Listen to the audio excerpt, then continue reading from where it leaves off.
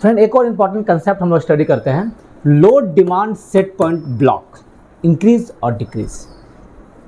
Load demand set point block increase और decrease, ये condition कब आता है फ्रेंड? आप देखते होंगे आपको लोड इंक्रीज ब्लॉक आएगा, लोड डिमांड डिक्रीज ब्लॉक आएगा। ये कंडीशन कब आता है?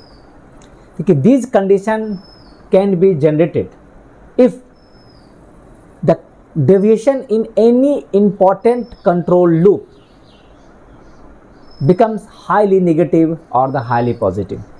देखिए इंक्रीज ब्लॉक लिमिट और डिक्रीज ब्लॉक लिमिट तभी जनरेट होता है जब कंट्रोल डेविएशन, कोई भी इंपॉर्टेंट कंट्रोल लूप है, अगर उसका डेविएशन आपका हाईली नेगेटिव या हाईली पॉजिटिव हो जाता है। जैसे बहुत सारा कंट्रोल लूप आपका फंक्शन में रहता है, आपका फ्यूल कंट्रोल लूप होता है, एयर फ्लो कंट्रोल लूप होता है, फीड वाटर कंट्रोल लूप होता है, एमएस प्रेशर कंट्रोल लूप होता है, पीए हेडर प्रेशर कंट्रोल लूप होता है, मेगावाट एरर, मेगावाट डिमांड। तो इस तरह से बहुत सारा कंट्रोल लूप होता है। अगर इस किसी भी कंट्रोल लूप में अगर उसका डेविएशन हाईली नेगेटिव या हाईली पॉजिटिव आ जाता है तो आपका लोड डिमांड ब्लॉक इंक्रीज और डिक्रीज आ जाता है। ये जो डेविएशन क्या होता है फ्रेंड? डेविएशन मतलब होता है set point minus actual value. Deviation क्या होता है? Difference between the set point and actual value. Means अभी आपने कितना सेट पॉइंट डाला था उसका और उसका एक्चुअल वैल्यू कितना है, दोनों के बीच के डिफरेंस पे हम लोग डेविएशन कहते हैं। तो जब भी आपका deviation of any control loop crosses the first dead bend, आपका फर्स्ट डेड बेंड जो होता है फ्रेंड, ये आपका प्लस माइनस 10% के आसपास होता है। फर्स्ट डेड बेंड होता है। एक आपका सेकंड डेड बेंड है प्लस माइनस 25%, जिसको हम लोग बाद में देखेंगे। जब deviation on any control loop crosses plus minus 10%, तब आपका लोड डिमांड इंक्रीज और डिक्रीज ब्लॉक आता है। ठीक है, और जब भी ये आपको आएगा आप लोड सेट पॉइंट को इंक्रीज या डिक्रीज नहीं कर सकते हैं। Load demand is restricted by the set point control module for the further processing. जब भी आपका चाहे वो लोड इंक्रीज ब्लॉक आता है तो लोड को इंक्रीज नहीं कर सकते हैं, लोड डिक्रीज ब्लॉक आता है तो आप लोड को डिक्रीज नहीं कर सकते हैं। ठीक है, तो इस तरह से आपका ये वर्क करता है। तो फर्स्ट हम लोग देखते हैं फ्रेंड कि लोड डिमांड इंक्रीज ब्लॉक क्या होता है। ठीक है, तो लोड डिमांड इंक्रीज ब्लॉक कब आपका आएगा? देखिए load demand increase block make the increase load gradient zero. जो आपका इंक्रीज लोड ग्रेडियंट को जीरो कर देता है and block the increase load set point. आपको लोड जब भी ये आएगा, आपका जो इंक्रीज में जो लोड ग्रेडियंट था उसको जीरो कर देगा और इंक्रीज लोड सेट पॉइंट को भी ब्लॉक कर देता है, आपको लोड बढ़ने ही नहीं देगा। तो load demand increase block is encountered if any of the following condition exist. जैसे if any of the following condition अगर टेक प्लेस हो जाता है, फ्यूल कंट्रोल एरर आपका ग्रेटर देन 10% हो गया, या air flow control error greater than 15% हो गया, feed water control error greater than 15%, MS pressure deviation greater than 10%, PA header pressure control deviation greater than 10%, megawatt error greater than 15%, और या megawatt demand equals to maximum load set point. इसमें से अगर कोई भी condition अगर exist आ जाता है तो लोड डिमांड इंक्रीज ब्लॉक आ जाएगा। और इससे क्या होगा, जब भी ये आएगा तो जो लोड इंक्रीज सेट पॉइंट को ब्लॉक कर देगा, आपको लोड फर्दर बढ़ने के लिए नहीं देता है। तो ये आपका फ्यूल कंट्रोल एरर मतलब क्या होता है फ्रेंड? कि मान लीजिए कि आपका पार्टिकुलर मान लीजिए कि 400 मेगावाट पे आपका प्लांट चल रहा है और इसमें आपका 400 मेगावाट के लिए जो करंट में आपका स्पेसिफिक कोल कंजम्पशन के हिसाब से मान लीजिए कि 260 टन कोयला आपका लग रहा है। ठीक है, 260 टन कोयला लग रहा है। मान लीजिए कि आपका 260 टन कोयला चाहिए 400 मेगावाट को मेंटेन करने के लिए। आपका फ्यूल डिमांड कितना आएगा? 260 मेगावाट। अचानक से आपका फ्यूल क्या हुआ? आपका डिक्रीज हो गया। फ्यूल डिक्रीज होके अगर मान लीजिए कि इसका 10%, मान लीजिए इसका 10% कितना हो जाएगा? 60, तो 26 टन माइनस कर लीजिए तो आपका जाएगा 234। 235 टीपीएस से अगर कम हो जाता है एक्चुअल फ्लो, अगर एक्चुअल फ्लो 235 टन से कम हो जाता है मान लीजिए आपने लोड सेट पॉइंट बढ़ाया, फ्यूल डिमांड आपका बढ़ा, बट एक्चुअल फ्लो आपका डिक्रीज होते जा रहा है। एक्चुअल फ्लो अगर डिक्रीज होते हुए जाएगा तो आपको लोड जो आपने 400 मेगावाट कमांड दिया था उसको ब्लॉक कर देगा, लोड बढ़ने ही नहीं देगा। ठीक है, वो देख रहा है कि भाई फ्यूल आपका डिक्रीज हो रहा है तो आपको फर्दर लोड बढ़ने के लिए नहीं देगा। इसी प्रकार से आपका एयर फ्लो कंट्रोल लूप है।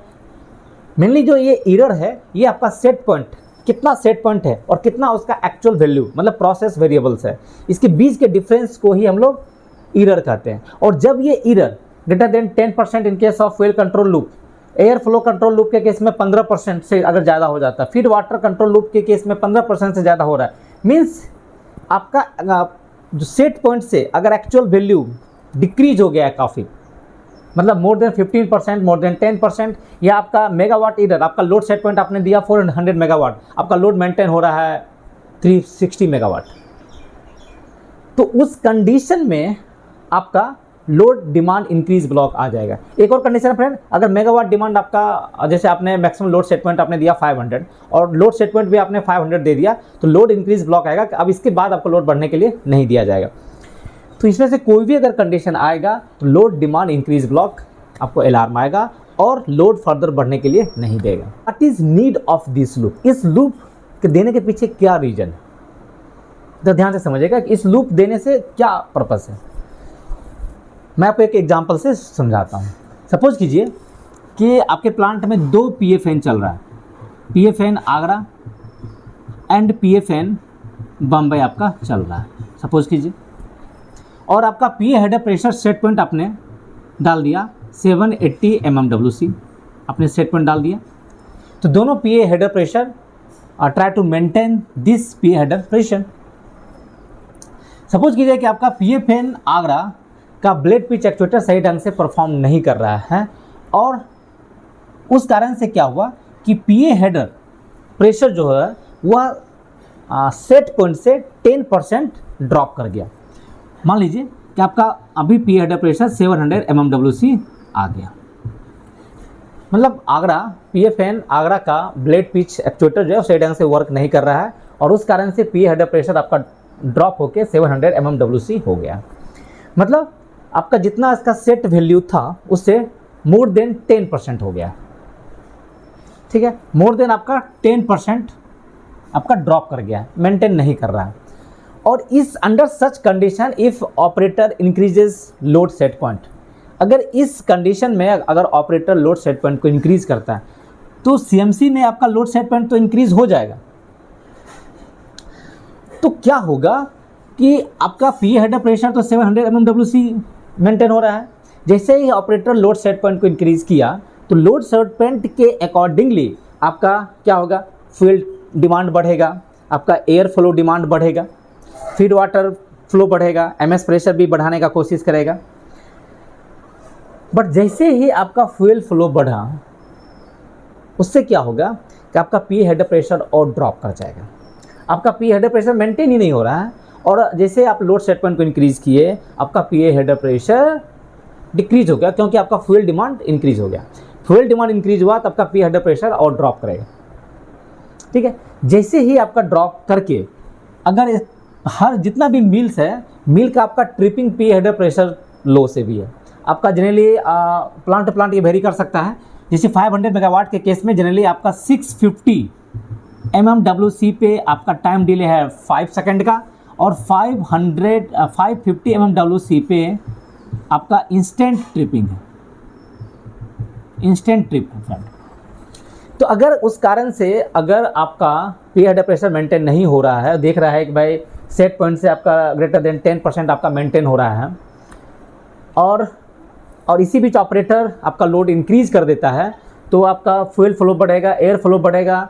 तो जैसे ही आपका एयर फ्लो आपका फ्यूल फ्लो बढ़ता है तो आपका PA हेडर प्रेशर क्या होता है उसमें ड्रॉप करता है, और ड्रॉप करके अगर इसका जो क्रिटिकल पॉइंट है अगर उससे भी काफ़ी नीचे चला जाता है तो आपका FSSS लॉजिक के तहत मिल का ट्रिपिंग स्टार्ट हो जाएगा और यूनिट आपका ट्रिप हो सकता है।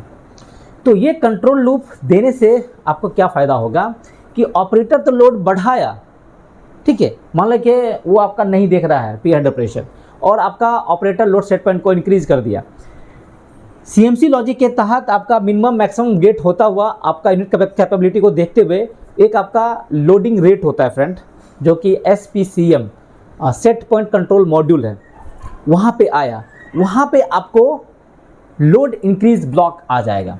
मीन्स SPCM जो ऑपरेटर ने लोड बढ़ाया था उसको वहीं पे ब्लॉक कर देगा और बॉयलर कंट्रोल और टरबाइन कंट्रोल के पास वो इंक्रीज लोड सेट पॉइंट को जाने ही नहीं देगा। जो आपका SPCM होता है friend, set point control module जो होता है लोडिंग रेट के बाद, वो उसके बाद ही आपका यूनिट डिमांड बॉयलर के पास, बॉयलर कंट्रोल के पास जाता है, टरबाइन कंट्रोल के पास जाता है। अगर ये आपका इंक्रीज ब्लॉक अगर एक्टिव हो जाता है तो ऑपरेटर लोड सेट पॉइंट को इंक्रीज तो कर दिया, वो आपका मैक्सिमम मिनिमम गेट होता हुआ आपका SPCM के पास पहुंचा, लेकिन SPCM इस लॉजिक के तहत उस लोड को वहीं पे होल्ड कर देगा, इंक्रीज ब्लॉक लगा देगा और वो इंक्रीज लोड सेट पॉइंट को जनरेट ही नहीं करेगा और बॉयलर और टरबाइन के पास वो लोड जाने के लिए नहीं देगा, मतलब जितना पे है उसी पे होल्ड कर देगा। तो इससे क्या होगा, आपका यूनिट अनसेफ होने से बच जाएगा, आपका अनसेफ जोन में ऑपरेशन जाने से अवॉइड कर देगा। फिर सेकेंड इंपॉर्टेंट लॉजिक है लोड डिमांड डिक्रीज ब्लॉक। देखिए ये क्या होता है, देखिए load demand decrease block makes the unloading rate zero, unloading rate को ही जीरो कर देता है एंड दस block the unloading unit load set point. जो आपका decrease unit load set point जो है उसको ही ब्लॉक कर देता है, मतलब उसके बाद आपका लोड डिक्रीज होने के लिए ही नहीं देगा। ठीक है, जैसे इंक्रीज ब्लॉक में आपका लोड इंक्रीज होने के लिए नहीं दे रहा था, डिक्रीज ब्लॉक में आपका लोड डिक्रीज होने के लिए ही नहीं देगा। तो ये आपका load demand decrease block encounter कब करेगा, जब any of the following condition take place. क्या है, fuel control error less than -10%, air flow control error less than -15%, feed water control error -15%, MS pressure deviation -10% से ज़्यादा, PA header pressure control deviation -10%, megawatt error -15% and load demand आपका minimum load set point है। इसमें से अगर कोई भी condition अगर आ जाता है तो आपका load demand decrease block act हो जाएगा। मतलब एरर मतलब फ्रेंड वही same concept, set point minus actual value. तो इसमें आपका जो set point minus actual value होता है, मतलब प्रोसेस वेरिएबल्स इसको हम लोग कहते हैं, यही आपका एरर होता है। तो अगर आपका सेट पॉइंट इंक्रीज ब्लॉक में क्या होता है, set point greater than process variables actual values, तो आपका इंक्रीज ब्लॉक आ जाएगा। लेकिन डिक्रीज ब्लॉक में क्या होता है कि अगर आपका सेट पॉइंट से ही ज़्यादा अगर एक्चुअल वैल्यू हो गया तो नेगेटिव हो जाएगा। तो अगर मान लीजिए कि सपोज कीजिए फ्यूल कंट्रोल एरर में मान लीजिए कि आपका 400 मेगावाट पे अभी है और उसमें आपका कोल फ्लो मान लीजिए डिमांड है आपका 260 टन पर आवर सपोज कीजिए, और अचानक आपका फ्यूल फ्लो इंक्रीज होके आपका 290 मेगावाट पहुंच गया, 290 TPS पहुंच गया। ठीक है, 290 टन पर आवर आपका पहुंच गया, और इस बीच अगर ऑपरेटर इस लोड को अगर डिक्रीज करना चाहता है, मान वो चाहता है कि 370 मेगावाट हम सेट पर डाल दें, तो लोड अगर ये कंडीशन एग्जिस्ट हो जाता है कि आपका फ्यूल डिमांड आपका 260 टन पर आवर था बट एक्चुअल में फ्यूल फ्लो आपका 290 टन पर आवर हो गया, दोनों के बीच आपका मोर देन 10% का एरर आ गया, मीन्स दिस माइनस दिस आपका -30 मतलब इसका 10% से भी ज़्यादा। तो इस कंडीशन में क्या होगा कि आपका लोड डिमांड डिक्रीज ब्लॉक आ जाएगा। अगर ऑपरेटर गलती से लोड डिमांड सेट जो आपका यूनिट लोड सेट पॉइंट को 400 से चेंज करके 370 मेगावाट अगर कर देता है तो आपका जो सेट पॉइंट कंट्रोल मॉड्यूल जो होता है ये डिमांड को जनरेट ही नहीं करेगा और बॉयलर कंट्रोल और टरबाइन कंट्रोल के पास भेजेगा ही नहीं लोड डिक्रीज होने के लिए। मतलब आपका लोडिंग रेट था उसको ही जीरो करके और इसी पे आपका 400 मेगावाट पे ही यूनिट को लोड सेट पॉइंट को ब्लॉक कर देगा, मीन्स फर्दर आपको लोड डिक्रीज होने के लिए नहीं देगा, क्योंकि वो देख रहा है कि ऑलरेडी आपका 400 पे 260 मेगा आपका टन फ्लो था, अगर 370 करेंगे तो और आपका ये फ्लो गिर जाएगा, डिमांड आपका कम हो जाएगा, मतलब और आपका एरर ज़्यादा जनरेट हो जाएगा और ज़्यादा अनस्टेबिलिटी की तरफ यूनिट आपका चला जाएगा। तो जब तक आपका एक्चुअल फ्यूल फ्लो खुद से डिक्रीज होके आपका इसके आसपास ना पहुंच जाए या ऐसा पहुंचे कि आपका एरर -10% से कम हो जाए, तो तभी आपका डिक्रीज ब्लॉक लिमिट हटेगा। ये जनरली आपका जो लूप दिया जाता है वो यूनिट के सेफ के लिए है कि अगर आपका इसमें से कोई भी कंट्रोल डेविएशन आ जाता है और उसका एरर इसमें से कोई भी अगर आ जाए तो लोड को फर्दर डिक्रीज होने के लिए ना दें।